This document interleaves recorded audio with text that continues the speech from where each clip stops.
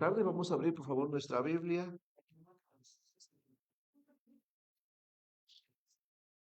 Todos al Salmo número 72.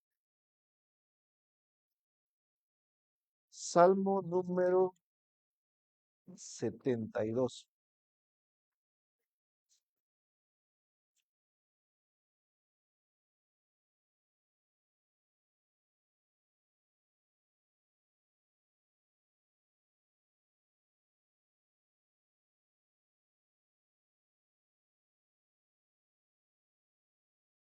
¿Lo tenemos todos? Vamos a leer lo primero del verso 1 hasta el verso 20. El título para este salmo en la mayoría de las Biblias dice el reino de un rey justo. Y mientras lo leemos, lo que vamos a leer es eh, una especie de comparación entre el deseo de tener un rey y un reino justo aquí en la tierra y la espera de que algún día esto será real cuando venga Jesucristo y literalmente Él reine sobre la tierra, sobre todas las naciones. Mientras pasa eso, el anhelo de los hombres siempre ha sido, y el anhelo de Dios también, que puedan haber reyes justos, reyes piadosos, reyes rectos, empezando con Israel. Y bueno, esto, aunque ha sido el deseo de Dios y el deseo de nosotros, los vivientes, pues también tenemos que reconocer que hasta hoy en día no ha sido así. Pero vamos a ver cómo lo expone el Salmo 72, cómo ha de ser, cómo ha de ser un rey y un reino justo. Leamos del verso 1 al verso 20. Dice así: para Salomón. Bueno, hay un debate sobre quién escribió este salmo.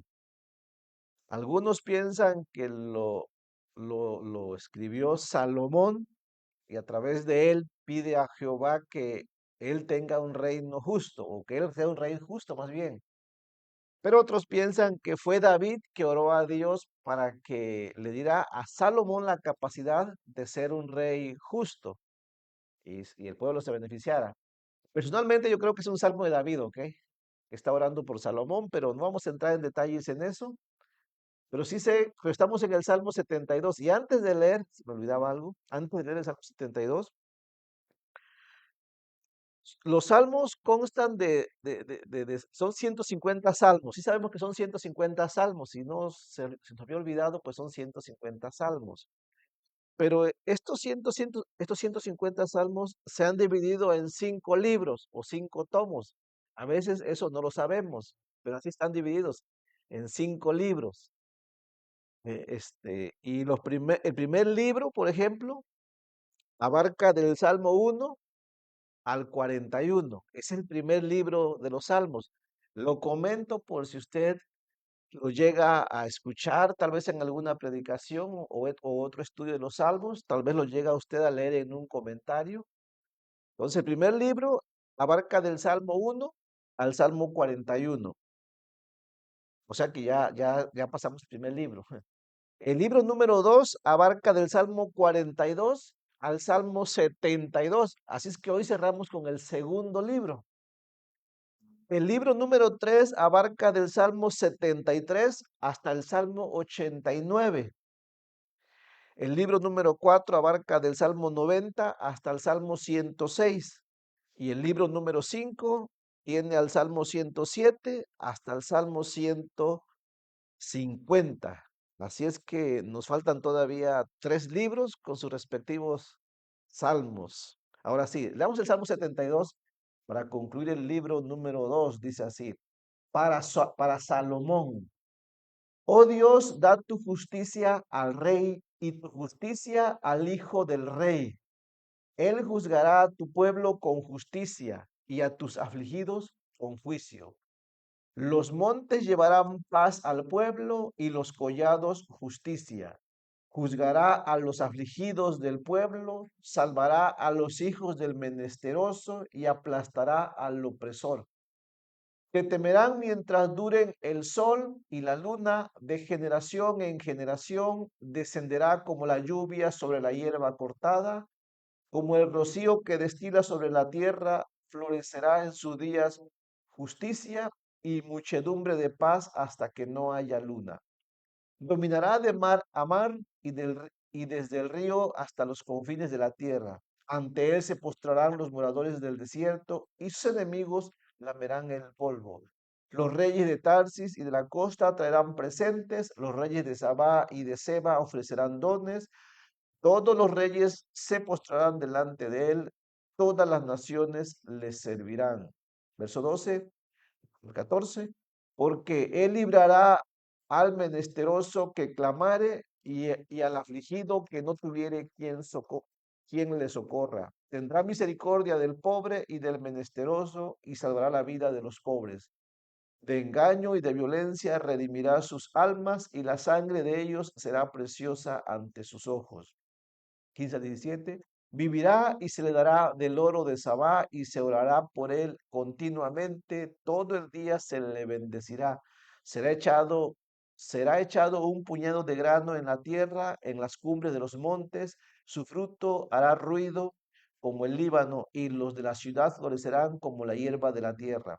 Será su nombre para siempre, se perpetuará su nombre mientras dure el sol. Benditas serán en él todas las naciones, lo llamarán bienaventurado.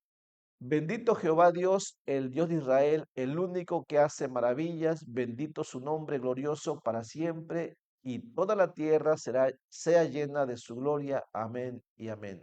Aquí terminan las oraciones de David, hijo de Isaí. Hagamos una breve oración. Padre bendito, en el nombre de Jesús, te pedimos que nos ayudes esta tarde, que este Salmo número 72 también pueda ser útil en nuestro tiempo, así como fue útil en el tiempo de los creyentes en el pasado. Señor, te necesitamos que tu Espíritu Santo nos enseñe y que así podamos nosotros tener fe y vivir a la espera de nuestro Salvador cuando Él reine aquí sobre la tierra, Señor, y nosotros con Él también, por supuesto.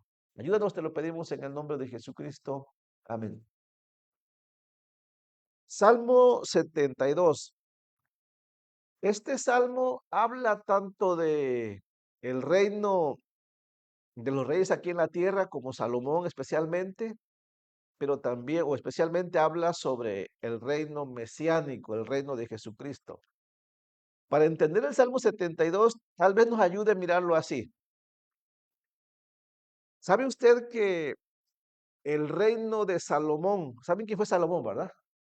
Salomón, hijo de David, fue el tercer rey y su reinado fue bastante bueno, no perfecto, no fue tampoco duradero, pero al principio fue un buen reino.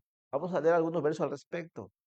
Pero el reino de Salomón es una especie de sombra, de tipo del reino futuro de Cristo sobre la tierra. ¿Sí entendemos? El reino de Salomón ya pasó y ahí queda registrado sobre qué sucedió. El reino de Jesucristo está registrado qué pasará, aunque todavía no ha venido el reino de Cristo sobre la tierra. Llegará un día en el que Cristo, que vino y que se fue, vendrá literalmente a la tierra y reinará aquí 1000 años sobre todas las naciones que existan en ese tiempo. Eso está por suceder. Y bueno, lo que nos enseña el Salmo 72 es de que nosotros creyentes debemos esperar el reino de Jesucristo, ¿ok? Y debemos saber cómo es ese reino y consolarnos, porque no podemos negar que hoy en día todos quisiéramos un rey justo, ¿sí o no? A ver, ¿quién no quisiera un presidente, si es que nuestro país tiene presidente, quién no quisiera un presidente justo, un presidente recto, un presidente misericordioso, que reinara y que todas las dependencias que dependen de ese gobierno fueran también justas, rectas, misericordiosas, que no se compraran, que no se vendieran, que no hicieran más favor al rico que al pobre, que no menospreciaran al pobre, que se trataran igual, ¿cierto? Con equidad. ¿Quién no quisiera eso? Bueno, Vamos a verlo de la perspectiva de David. Si fue David el que escribió el Salmo 72, él está orando por eso, ¿ok? Él quiere que Salomón sea un rey así, que sea un rey que de alguna manera represente el reino de Jesucristo. ¿Sí me entiende? Entonces, eh, así es que Salomón fue un tipo, ¿no? De lo que sería el reino de Jesucristo, aunque era solamente la sombra. La semana pasada, el sábado, tratábamos de analizar cuando hablamos de qué es un prototipo, de qué es la sombra, ¿no? Es decir, en el Antiguo Testamento hay prototipos de Cristo o sombra de las cosas venideras, pero la sombra no es lo real.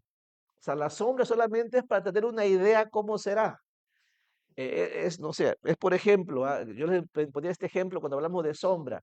Cuando decimos que el reino de Salomón es una sombra del reino de Cristo, no piense que así como fue el reino de Salomón, va a ser el reino de Cristo. No, es una idea más o menos, ¿no? Es como cuando decimos, ¿quiere usted saber cómo es el pastor Noé? Mire su sombra, ¿no? Y bueno, así es él. Y si usted ve mi sombra, con mi sombra usted no puede saber cómo soy yo realmente. Puede saber que tengo dos brazos porque la sombra refleja dos brazos y dos pies y una cabeza, pero la sombra no te deja ver cuál es el color de mis ojos, de mi cabello, ¿verdad? No te deja ver esas cosas. Así es que la sombra es imperfecta para saber algo, pero en algo ayuda, ¿no? Por eso se dice que las cosas del Antiguo Testamento, muchas fueron sombras de lo que habría de venir, ¿no? Como cuando hablamos de que en el Antiguo Testamento había un sacerdocio, que así sería el sacerdocio de Cristo. Pero realmente los sacerdotes del Antiguo Testamento eran una sombra, ¿ok? No hicieron realmente lo que tenían que hacer. También se dice que los sacrificios del Antiguo Testamento eran una sombra del sacrificio verdadero. Que allá se sacrificaban corderos, becerros y todo eso. Y aunque era un tipo de Cristo, no eran Cristo, ¿ok? Que tiene que ver un cordero con Cristo, ¿no? ¿Sí me entiende? Su sangre era imperfecta, la sangre de Cristo era perfecta. ¿Sí me entiende? Entonces, aquí vamos a ver el reino, un reino que David anhelaba que fuera justo para beneficio de los gobernados, pero al mismo tiempo habla sobre que algún día sí existirá ese reino justo. ¿Y qué cree? Ahí estaremos nosotros también. Y eso debe consolarnos. Así es que eso es lo que vamos a ver en el Salmo número 72. Vamos entonces a comenzar con el verso 1 y lo vamos a dividir en 5 partes. En 5 partes. Sin incluir la introducción del verso 1, pero la primera parte del Salmo, del verso 2 al 4, la tercera parte del verso 5 al 7, la parte número 1 del verso 2 al 4, la parte número 2 del verso 5 al 7, la número 3 del 8 al 11, número 4 del 12 al 14, se los voy diciendo como quiera, la número 5 del 15 al 17. Van a ser 5 partes divididas. Así es que vamos a ir con la introducción en el verso número 1. Vamos a leer el verso número 1 como una introducción y lo que vamos a ver aquí es este, al rey buscando la ayuda de Dios, o dicho de otra manera, la dependencia del rey terrenal, la dependencia del rey terrenal, pero su dependencia en Dios. Recuerden que Dios es Dios y aquí los reyes de la tierra dependen o deben depender de Dios. Cuando el rey depende de Dios, hay justicia, ¿cierto? Hay rectitud, hay misericordia, hay bendiciones, no perfectas, pero sí ayuda, ¿no? Sí ayuda cuando un gobernante es temeroso de Dios, sí ayuda o no. Sí, le va mejor al país, pero cuando un gobernante no teme a Dios, no hay justicia, no hay rectitud, no hay misericordia, los gobernados sufren. Lo hemos visto, ¿cierto? Por eso aquí el Salmo 72 comienza así, dice el verso 1. Si David lo escribió, está orando así. Oh Dios, dice, da tus juicios al rey y tu justicia al hijo del rey. ¿Ves la oración de David? Si es la oración de David por su hijo, yo creo que sí, que qué importante, ¿no?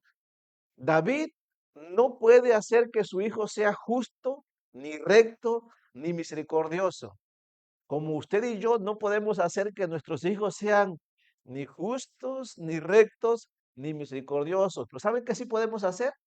Orar a Dios y decirle, Dios, por favor, haz que mi hijo donde quiera que lo pongas, no sé, tal vez va a ser maestro, tal vez va a ser administrador, no sé, tal vez va, no sé qué vaya a hacer en esta vida, pero Señor, cualquier cosa que mi hijo vaya a hacer, por favor, te pido que sea justo, que sea recto, que sea misericordioso. En el caso de David, su hijo iba a ser rey, ¿no? Qué gran responsabilidad. Pero no importa dónde Dios ponga a nuestros hijos, tienen que ser justos, misericordiosos, rectos. No importa qué posición tengan, ¿eh? No importa que la posición parezca insignificante, ¿no? A lo mejor nuestro hijo termina siendo, no sé, conductor de un elevador, ¿no? Señor, que mi hijo sea justo, ¿ok? Que le dé entrada a todos al elevador, que sea recto, ¿ah? Que no haga acepción de personas. ¿Poco no? Sí, a lo mejor es portero nada más en un edificio, no sé, no importa. Que sea justo con todos. Por eso David oró así. Ahora, del verso número 2 al verso número 4, vamos a leer sobre la esperanza que tenía David de que su hijo tuviera un gobierno justo, dependiendo de Dios, por supuesto. Hablamos entonces del verso 2 al verso 4. Entonces aquí tenemos la esperanza de un gobierno justo con un rey justo. Dice así, verso 2 al 4. Él dice, juzgará a tu pueblo con justicia y a tus afligidos con juicio. Los montes llevarán paz al pueblo y los collados justicia. Juzgará a los afligidos del pueblo y salvará a los hijos del pueblo y juzgará a los hijos del pueblo, salvará a los hijos del menesteroso y aplastará al opresor. Bueno, ¿de qué nos está hablando aquí? Bueno, el salmista piensa en un reino donde los marginados, los desprotegidos, sean ayudados y donde los opresores pues sean sometidos, ¿no? Eh, y la imagen es de los montes y los collados llevando la paz a las partes más bajas, ¿no? Y esto simboliza el gobierno y la prosperidad bajo un rey justo. Vamos a la primera parte. Entonces, David dice, o David quiere, o David espera que el futuro rey juzgará al pueblo con justicia. Ahora, tenemos que reconocer que en estos tiempos los gobernantes realmente reinan con justicia. Las instituciones que están bajo el gobierno son justas para con los necesitados. Miren, pasa, desgraciadamente tenemos que reconocer que pasa esto. Si eres acusado y aunque seas inocente, si tú no tienes el dinero suficiente para defenderte, es muy difícil, ¿ok? Que se te haga justicia. ¿Es cierto o no? Es increíble. Hoy si te acusan de algo, pero no tienes el dinero suficiente para pagar un abogado, no puedes defenderte, aunque seas inocente. Yo me pregunto, entonces ya no depende tanto de las instituciones que seas puesto justo, sino depende de si tienes dinero para, ¿cómo decirlo? Para comprar casi tu inocencia, ¿no? Si pasa, ¿no? Al que es pobre, ¿quién lo defiende? Entonces supone que para eso existen las leyes. Bueno, David quería que el rey protegiera, ayudara a aquellos necesitados cuando fueran tomados por culpables, ¿ok? Que alguien les defendiera. Qué bonito sería hoy, ¿no? Que cuando se acusa a alguien que es pobre, que no tiene quien lo defienda, no tuviera que buscar quien pague por él, ¿no? O sea, los recursos. Si no tienes los recursos, no te puedes defender. Y puedes perder todo, ¿ok? Pero pasa lo contrario. Si alguien es acusado y es culpable, pero tiene el dinero suficiente, él puede salir exonerado, ¿cierto? Y qué cosa, ¿no? ¿Cómo es la justicia? Eres culpable, pero pagas tu fianza y sales, andas libre, ¿no? Y mientras estás libre, como tienes dinero, buscas la manera, a ellos sabrán cómo le hacen, pero luego resulta que eres inocente, ¿no? Cuando todos saben que eres culpable. Es interesante cuando hay videos que demuestran tu culpabilidad. Y yo no sé cómo le hacen con la ley, pero la ley dice, es que ese video, aunque muestra su culpabilidad, no es aceptado como un testigo. Y la ley es así, ¿ok? O sea, no hay justicia realmente como debiera de haber, ¿no? Bueno, David, esto no es nuevo, ¿ok? Esto pasaba desde el tiempo de David y antes del reinado de David.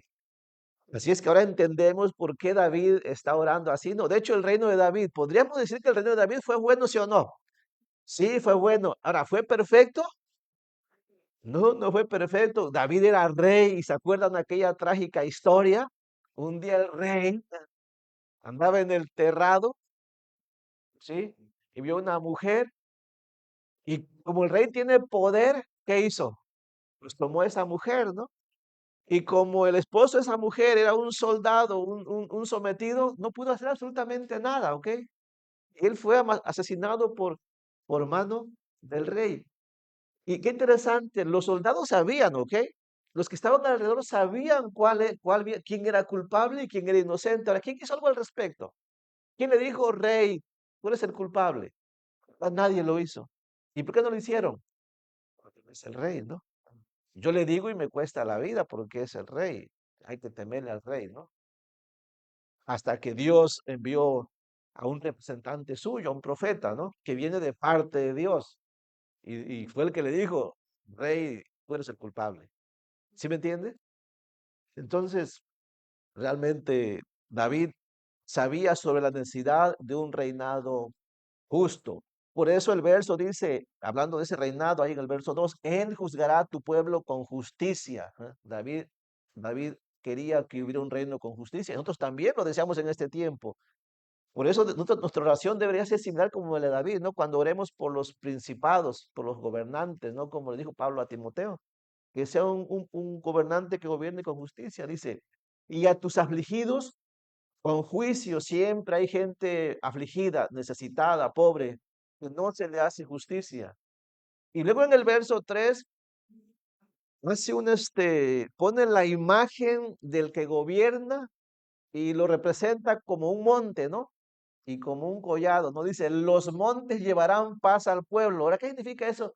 De que los montes van a llevar paz al pueblo. O sea, los montes gobiernan, así literalmente un monte. No, en realidad, lo he dicho muchas veces, ¿no? Muchos interpretan de forma diferente qué es un monte, a qué se refiere aquí, quién es el monte. Pero en realidad, monte, entre las muchas interpretaciones, monte se refiere a los que están en alta posición. En este caso, si hablamos de los reyes, pues el que está en la más alta posición, ¿no? Las capitales que tienen todo el gobierno, ¿no? Aquí Monte vendría a ser la capital donde se gobierna. Por eso dice, los montes llevarán paz al pueblo, ¿no? El rey desde su gobierno, desde su capital, desde su puesto, va a llevar paz al pueblo, dice, y los collados, justicia, ¿no? Y los collados, ¿quiénes serían aquí? Bueno, los que están más abajo, ¿no? El presidente, primeramente, desde donde viva, y después las diferentes dependencias alrededor de su gobierno. Se lleva paz, ¿no? De un extremo a otro. Pero ¿de dónde comienza? Desde el líder, ¿no? Y después los que ayudan al líder. Y así hasta que llega a los más necesitados. Ese sería un gobierno justo. Y volvemos a la pregunta, ¿lo tenemos hoy en día? No, desgraciadamente no, ¿verdad? Desde arriba está mal, y si arriba está mal, los que siguen, pues están peor, ¿no? ¿Y quiénes sufren entonces? Pues los que están, el rico no sufre tanto, aunque también sufre, ¿no? Pero sufre más el pobre en realidad, ¿no? Que no tiene quien le defienda.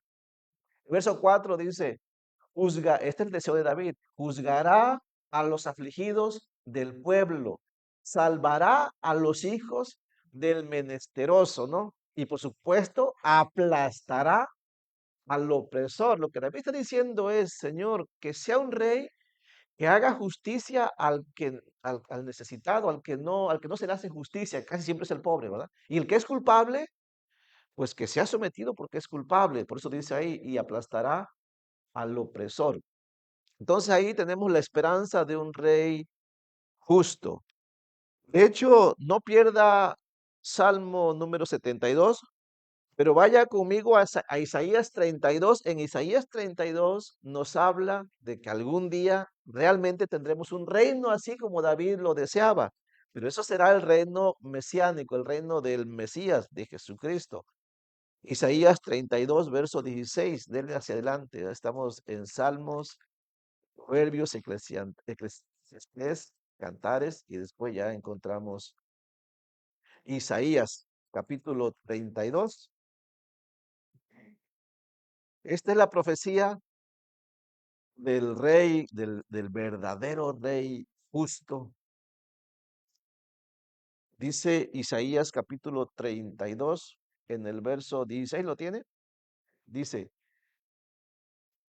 dice, bueno, aquí lo que tenemos es el carácter del rey que reina con justicia, ¿ok? ¿Lo tiene? Vamos a leer cómo debe ser los beneficios de que un rey sea justo, ¿ok? Sea recto, sea misericordioso, dice el verso 17.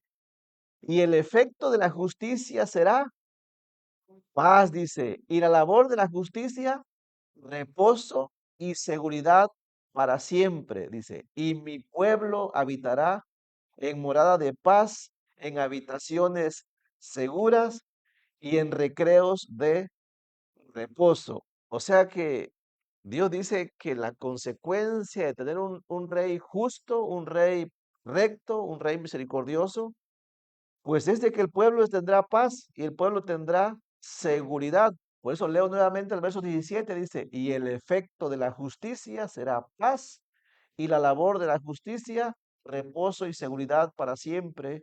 Y mi pueblo habitará en morada de paz, en habitaciones seguras y en recreos de reposo.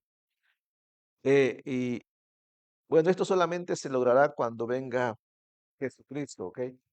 Eh, Ahora nosotros sabemos, ¿ok? Que Jesucristo fue recto o es recto, es perfecto, porque es Dios, porque es el Hijo de Dios. De hecho, debido a que Jesucristo es perfecto y cumplió la justicia de Dios y murió por nosotros en la cruz del Calvario, es que ahora por su justicia nosotros podemos tener paz para con Dios, ¿no? O sea, es el efecto de la justicia, ¿no?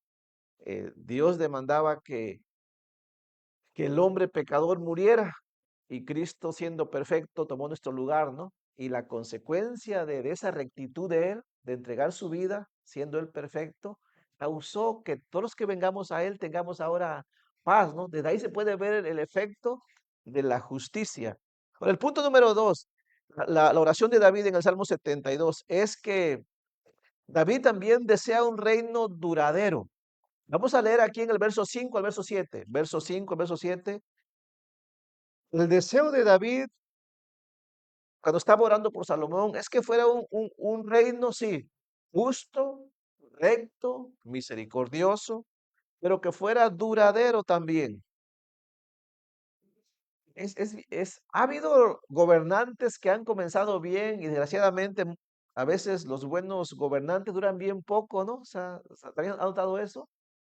Los buenos líderes duran bien poco, los malvados duran muchísimo, ¿no? ¿Se acuerdan? No sé, es un mero ejemplo, que una sombra, si usted quiere. México ha tenido buenos gobernantes, ¿no? Por ejemplo, Benito Juárez, que es recordado, ¿no? Pero realmente su gobierno fue bien poco, en comparación a un gobernante terrible, ¿no? Porfirio Díaz, y que a esa época la que se le conoce como el porfiriato, ¿no? Más de 30 años creo que estuvo en el poder, imagínense, ¿no? Qué terrible, ¿no? Ahora, David quiere que el reino perfecto sea duradero. Dice el verso 5 al verso 7. Dice, te temerán mientras duren el sol y la luna, de generación en generación. Descenderá como lluvia sobre la hierba cortada, como el rocío que destila sobre la tierra. Florecerá en sus días justicia y muchedumbre de paz hasta que no haya luna. ¿Sí se dan cuenta? David dice que ese reino sea, en pocas palabras, sea duradero, ¿no? Porque está hablando, dice que dure hasta que mientras exista el sol, ¿no? Mientras exista una luna, ¿no? O sea, ¿y eso hasta cuándo va a existir eso? Bueno, hasta que Dios los quite y eso va a ser, mucho tiempo. Ahora, mientras un rey bueno sea duradero, por supuesto que hay bendiciones. Por eso dice que durante ese tiempo descenderá la lluvia sobre la hierba cortada, como el rocío que destila sobre la tierra, y se florecerá en sus días justicia y muchedumbre de paz. Esa es la oración de David. Ahora, si lo aplicamos al reino de Salomón, si usted lee la historia de Salomón, la verdad es que Salomón sí comenzó bien al principio y fue un rey que trajo paz. Y aun cuando hacía los juicios, los hacía pues bien, pero esto no fue duradero, ¿ok? No pasó mucho tiempo después de que para que Salomón se corrompiera. Y bueno, a pesar también que su reino no iba a ser eterno. Así es que solamente el reino de Jesucristo va a cumplir con todo esto que David está orando. Jesucristo es el único reino que es justo, que es perfecto, que es misericordioso y que es eterno, ¿ok? El reino de Jesucristo dice que ese será por todas las generaciones. Él es el rey de paz. De hecho, la palabra Salomón significa pacífico y la palabra Salomón, que es una palabra hebraica, también se relaciona con ser próspero, tener bienestar y bueno, también Jesucristo, ¿no? Se identifica con esta palabra cuando habla de él como de Jesucristo como rey de paz, rey de justicia, ¿no? Rey de Salem. ¿Se acuerdan? Rey de Salem, pues, significa rey, primeramente rey de paz y rey de justicia. Entonces, este salmo también habla de Jesucristo. Ahora, lea conmigo el Salmo 110, que habla de un rey perfecto y eterno, no como el de Salomón, que sí era bueno, pero no era ni perfecto ni eterno, era simplemente bueno, una sombra. Pero el de Jesucristo sí será eterno. También el Salmo 110 habla sobre el futuro rey, reinado de Jesucristo. Lea conmigo, por favor, el Salmo 110, para tener una idea, ¿ok? ¿Cómo será esto? Y usted y yo lo veremos. Si usted es salvo por la fe en Cristo, usted lo va a ver. ¿Eh? Usted va a estar ahí. Ahora, si usted no es salvo y muere sin salvación, pues no lo verá, ¿ok? Más bien estará en condenación eterna. Dice el Salmo 110, ¿lo tiene? Dice así, Jehová dijo a mi Señor, siéntate a mi diestra, dice, hasta que ponga a tus enemigos por estrado de tus pies. Está hablando de Jesucristo. Jehová enviará desde Sión la vara de tu poder, domina en medio de tus enemigos, tu pueblo se te ofrecerá voluntariamente en el día de tu poder, en la hermosura de la santidad. Desde el seno de la aurora tienes tú el rocío de tu juventud. Juró Jehová y no se arrepentirá. Y habló, está hablando de Jesús, dice, tú eres sacerdote para siempre, según el orden de Melquisedec. El Señor está a tu diestra, quebrantará a los reyes en el día de su ira, juzgará entre las naciones, las llenará de cadáveres, quebrantará las cabezas en muchas tierras, del arroyo beberá en el camino, por lo cual levantará cabeza, ¿no? De hecho, en la Biblia, cuando se habla de la eternidad de Jesús, se habla como el Rey eterno, pero también se habla, ¿se acuerdan? Como el sacerdote eterno, ¿no? De hecho, de eso habla cuando se le presenta a Jesús como Melquisedec, habla de su eternidad como sacerdote.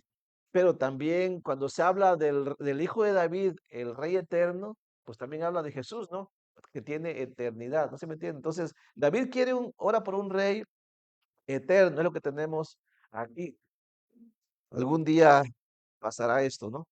En el punto número 3, del verso 8 al verso 11, para avanzar, verso 8 al verso 11. David ora para que Salomón en este caso, aunque Salomón nunca lo logró, pero David oró por eso, porque también es algo, es una profecía, Salmo 72, es mesiánico. Nos habla de un dominio mundial, que el rey tendrá un reino mundial.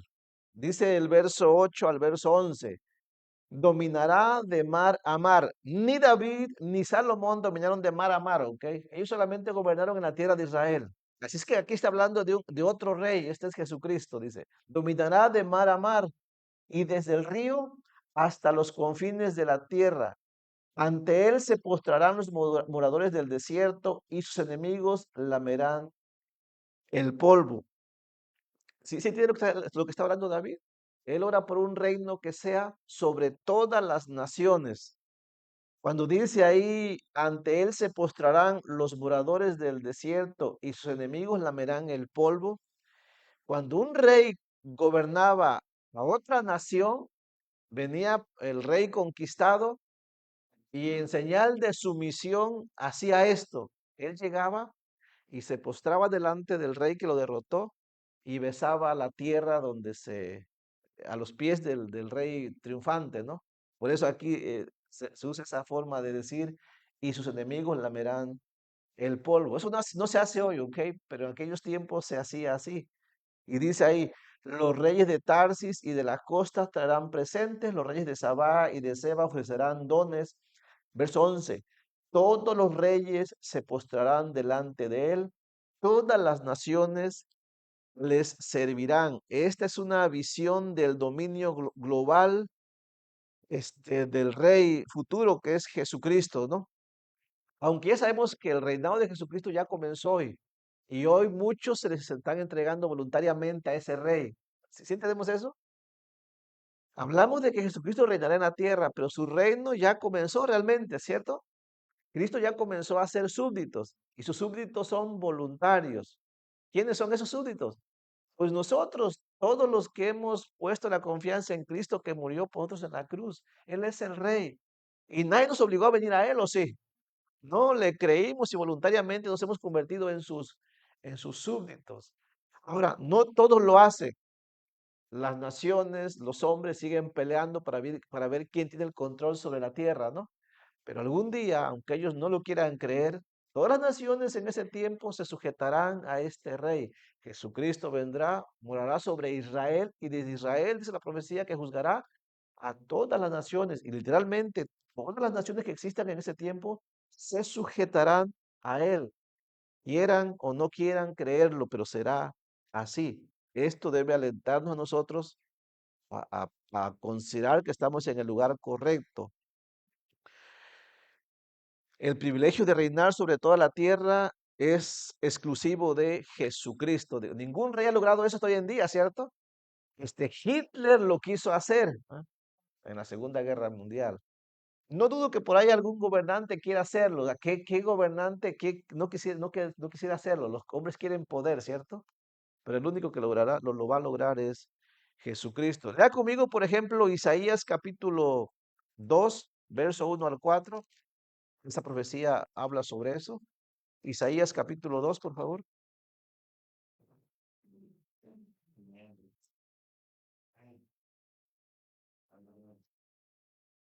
Isaías capítulo 2, ¿lo tiene? Y siempre es bueno leer estos versos porque usted sabe que el mundo, o sea, la gran mayoría del mundo niega que Jesucristo es el Hijo de Dios, niegan que Jesús es Dios, niegan que Jesús algún día reinará y tendrá con él reinando a los que han confiado en él, y habrá gente que se sujetará a él. Muchos no creen esto, pero nosotros lo creemos y debemos recordarlo constantemente y no desanimarnos, aunque miremos que pareciera que hoy no es así, ¿no? Pero sucederá. Dice, escribió Isaías capítulo 2 en el verso 1 al 4, dice, lo que vio Isaías, hijo de Amós, es lo mismo por lo cual estaba orando David, ¿ok? Acerca de Judá y de Jerusalén, dice. Acontecerá en los postreros de los tiempos que será confirmado el monte de la casa de Jehová como cabeza de los montes. O sea que Jerusalén va a ser el lugar principal, la ciudad principal sobre todas las ciudades principales de los demás países. Ok, la principal será Jerusalén. ¿Por qué? Porque ahí estará Jesucristo reinando. Por eso dice que será confirmado el monte de la casa de Jehová como cabeza de los montes, y será exaltado sobre los collados, y correrán a él todas las naciones. Irán a servir a Jerusalén, ¿no?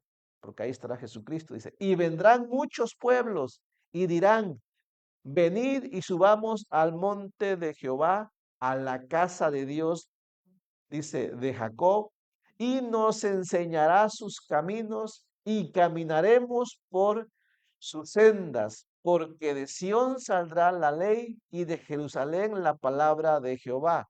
Jesucristo reinará, por supuesto, está hablando, ¿ok? Y juzgará entre las naciones y reprenderá a muchos pueblos, porque claro, siempre hay pueblos rebeldes, ¿no? Y volverán sus espadas en rejas de arado, o sea, ya quitará la guerra, y sus lanzas en hoces, no alzará espada nación contra nación, ni se adiestrarán más para la guerra.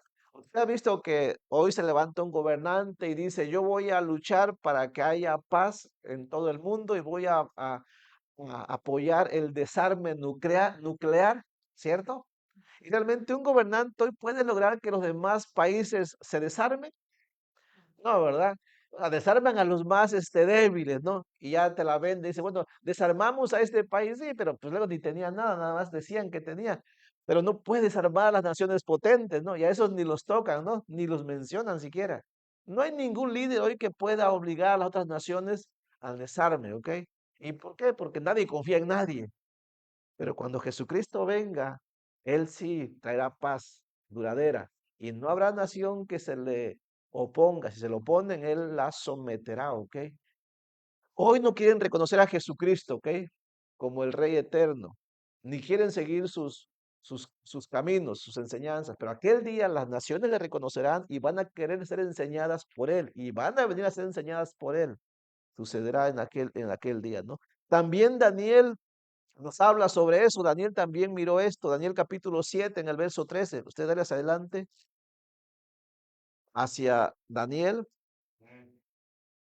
Después de Ezequiel está Daniel, capítulo 7 en el verso 13 al verso 14. Y si ustedes preguntan, bueno, a mí de qué me sirve saber esto.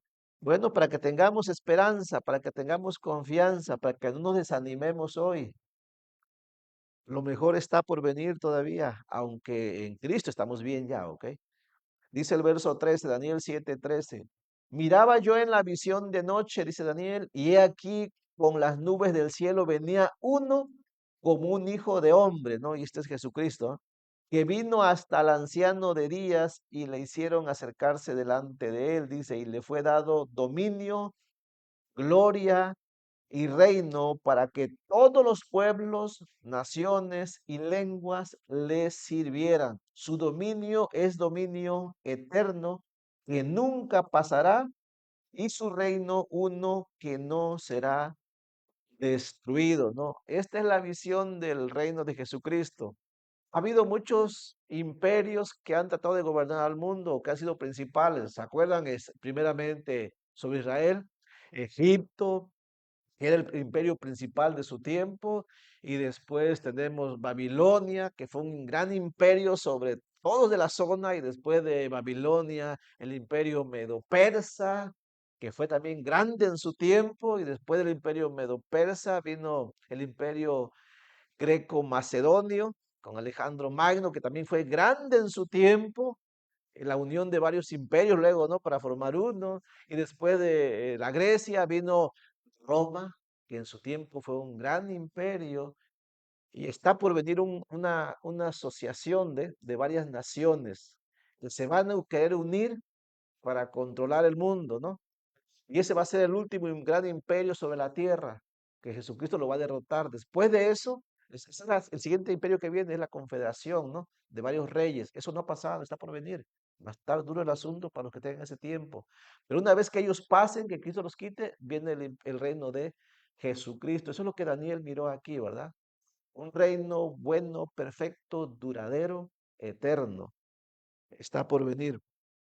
Y como punto número 4, del verso 12 al 14, tenemos ahí nuevamente la oración de David por la justicia compasiva. David vuelve a orar porque ese rey sea justo y sea compasivo. Verso 12 al 14, la necesidad de que el reino sea así. Dice el verso al 14, ¿lo leemos?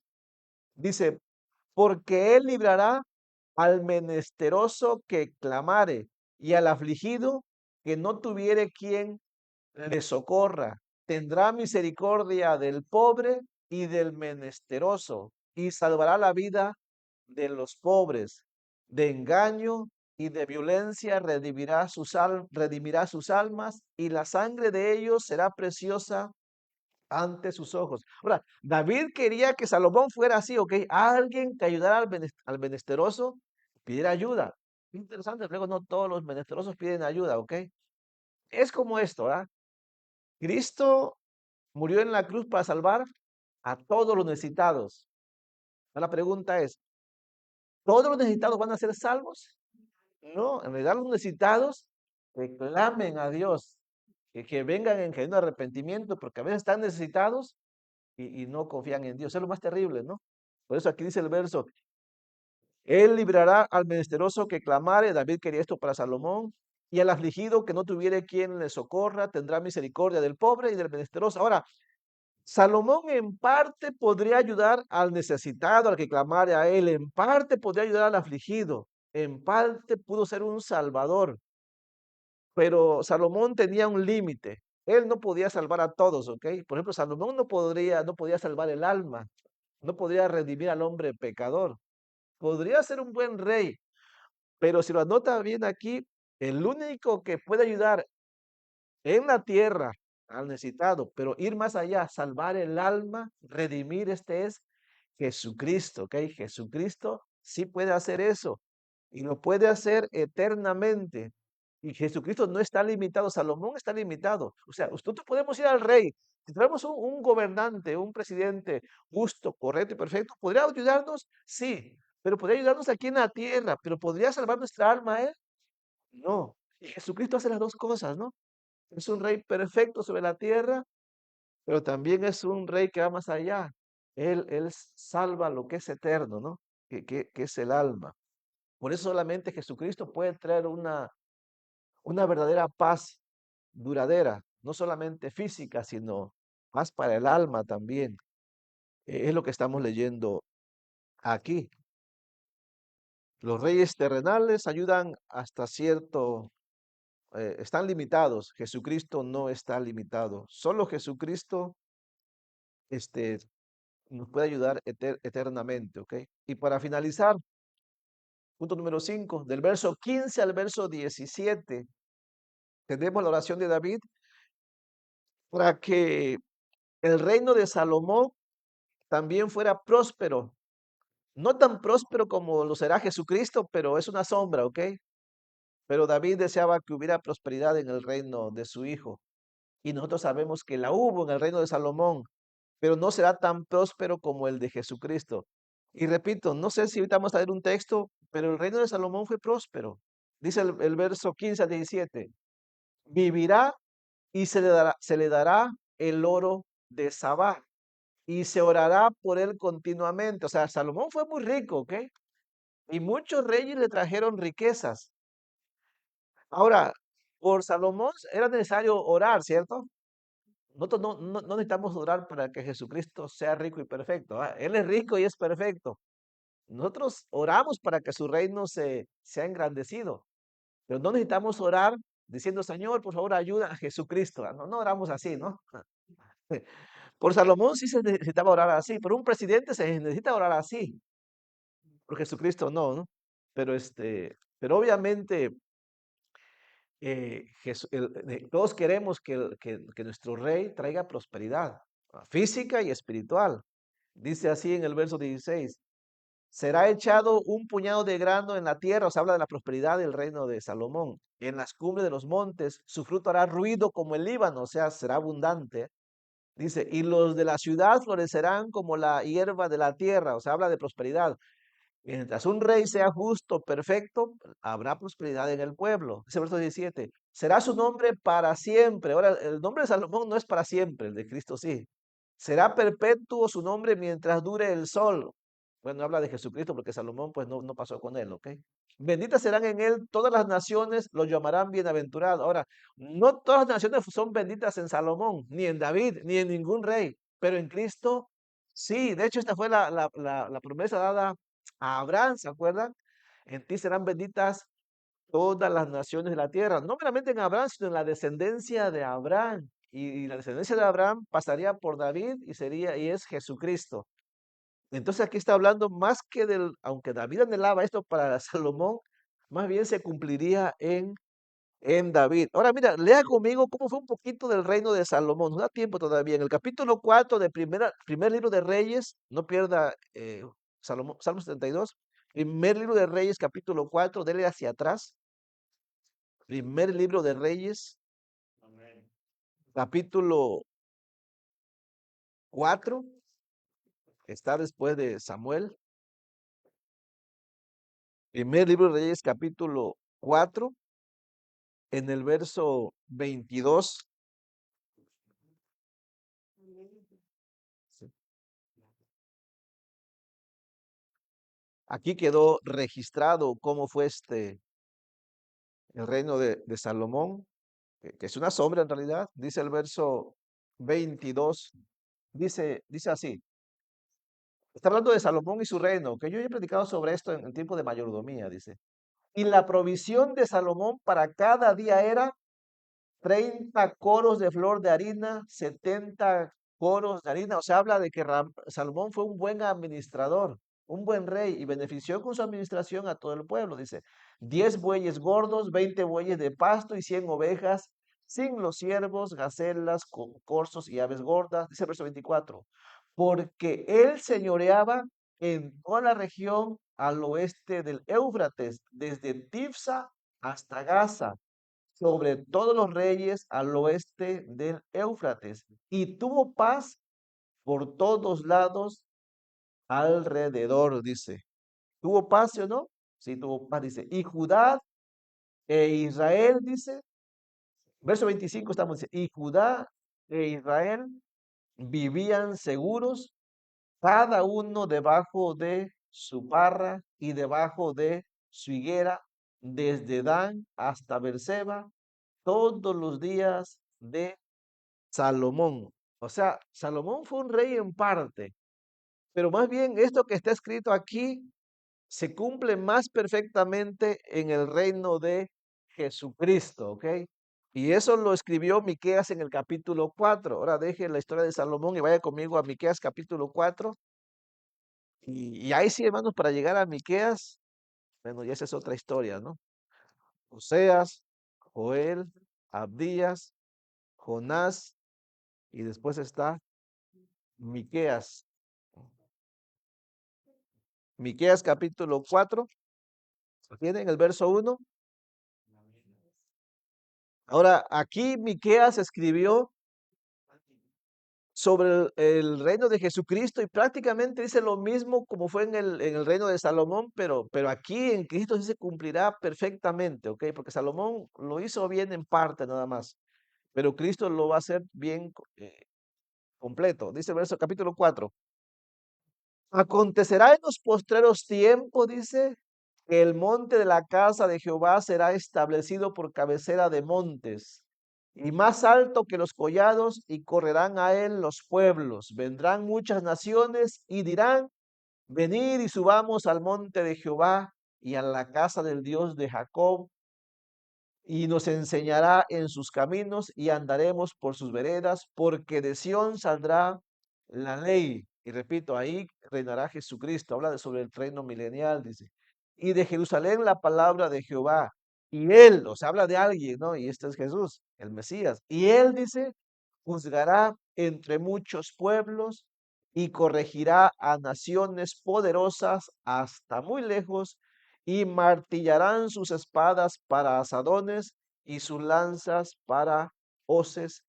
No alzará espada nación contra nación, ni se ensayarán más para la guerra, y se sentará cada uno debajo de su vid y debajo de su higuera. O sea, esto habla de paz, ¿no? Y no habrá quien los amedrente, porque la boca de Jehová de los ejércitos lo ha hablado.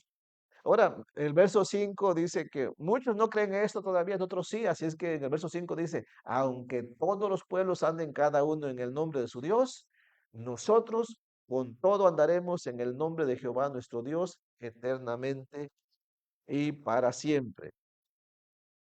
Hasta ahí prácticamente termina todo el contenido del Salmo 72, hermano. Y yo espero que aunque no está hablando ahorita de cosas muy prácticas, habla de un reino perfecto que nos ayude, ¿no? a considerar que estamos en el lugar correcto, en Jesucristo, estamos con el Rey correcto, ¿ok? ¿Está usted en el partido político correcto? Sí, aquí no hay falla, ¿ok? Que no se está prometiendo algo que no se va a cumplir como los políticos, no, no. El Señor está prometiendo y Él sí cumplirá, ¿ok? Él no miente. Y después tenemos el final, lo que se conoce como la doxología en el verso 18 al verso 19 del Salmo 72. Verso 18 al verso 19. La doxología en la Biblia, hermanos, es una alabanza a Dios, sencillamente es eso. Verso 18 al 19. David termina alabando a Dios por sus obras maravillosas. David ni siquiera iba a ver lo que Dios iba a hacer en Salomón. David ni siquiera tampoco miró cómo sería Jesucristo en su ministerio. Pero David alaba a Dios creyendo que estas cosas se cumplirían. Por eso en el verso 18 al 19 dice, bendito Jehová Dios, el Dios de Israel, el único, escuchen, el único que hace maravillas. Bendito su nombre glorioso para siempre. Y toda la tierra sea llena de su gloria. Amén y amén. La Biblia habla de la gloria de Salomón, que fue un rey glorioso, ¿cierto? Hablamos de Salomón como alguien sabio, poderoso, rico. Su gloria. Pero era una gloria pequeñita, ¿ok? No, David dice, aquí habla de Jesucristo, ¿ok? Él sí es un rey de gloria, ¿ok? Su gloria llena toda la tierra y toda la tierra sea llena, dice, de su gloria. Amén y amén. Y el verso 20 es algo que se conoce aquí, casi es el único salmo creo que lo tiene, son pocos los salmos que lo tienen. Se llama un colofón. Un colofón es la información acerca de quién escribió y datos finales, ¿no? No todos salmos tienen esto. Dice el verso 20. Aquí terminan las oraciones de David, hijo de Isaí. No sabemos si se refiere que aquí terminan las oraciones del libro 2 o del Salmo 72. Yo pienso que se refiere a las dos cosas, no sé. Pero este salmo termina así, ¿no? Aquí dice, terminan las oraciones de David, hijo de Isaí. Así es que yo espero que en algo ayude a nuestra vida espiritual, que tengamos esperanzas, ¿ok? En un mundo donde pues no tenemos justicia como quisiéramos, pero Dios quiere que haya justicia. Vamos a orar y dar gracias. Padre bendito, en el nombre de Jesús, muchísimas gracias porque cuando leemos tu palabra nos ayuda a no desmayar, a no desanimarnos en medio de este mundo, Padre, donde no podemos ver justicia en los líderes, porque son limitados, porque son imperfectos, más terriblemente porque muchos no confían en ti, no son temerosos de ti, Señor, sino que andan según sus caminos. Pero Padre, confiamos y nos alentamos y nos animamos y cobramos fuerza sabiendo que algún día habrá un reino perfecto, Señor. Y si estamos vivos nosotros todavía, Señor, más bien los que estén vivos lo van a disfrutar. Y los que hayamos ido a tu presencia también lo disfrutaremos, Señor, porque estaremos contigo gobernando según tu bendita palabra también. Padre, gracias por estas cosas que están escritas. Señor, gracias por animar a nuestra alma, por alimentarla. Ahora ayúdanos a que nosotros sigamos confiando y creyendo, aunque otros pueblos, aunque otras gentes anden en pos de sus propios dioses, que nosotros andemos en tu temor. Damos gracias en el nombre de Jesucristo. Amén. Vamos a venir a un tiempo de oración, como lo hacemos cada miércoles.